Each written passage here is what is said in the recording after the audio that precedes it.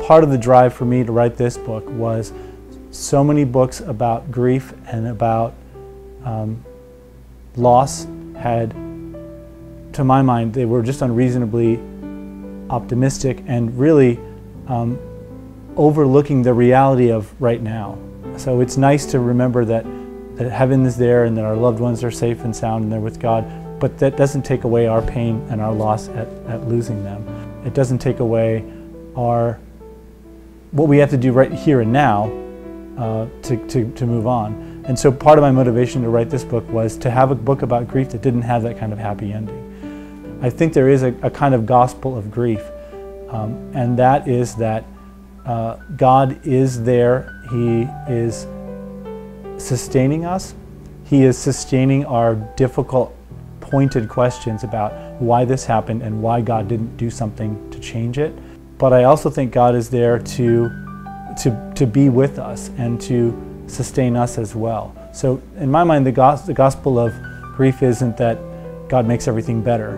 And I think the gospel of grief is that God doesn't make everything better, but that God doesn't go away either. I think God gives us a little bit of space when we're going through the difficulty in exactly the way that we would want some space when we're going through difficult, painful times. I think there's hope and there's good news because God doesn't leave us. God stays with us. God sustains us. Maybe my daughter said it best. Actually, Will's twin, about a week ago, her little sister was all upset about something, and she said, when we cry, God cries with us.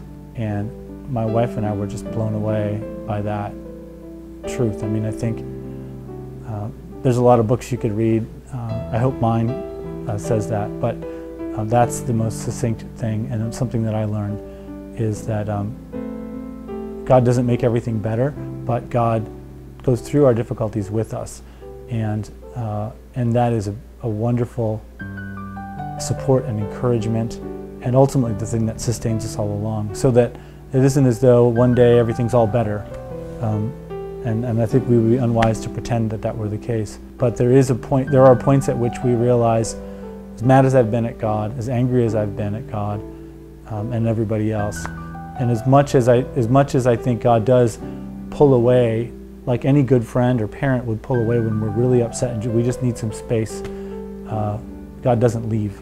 God's still there. God still cares for us and sustains us and loves us. And to me, that's the good news that there is when we're dealing with loss.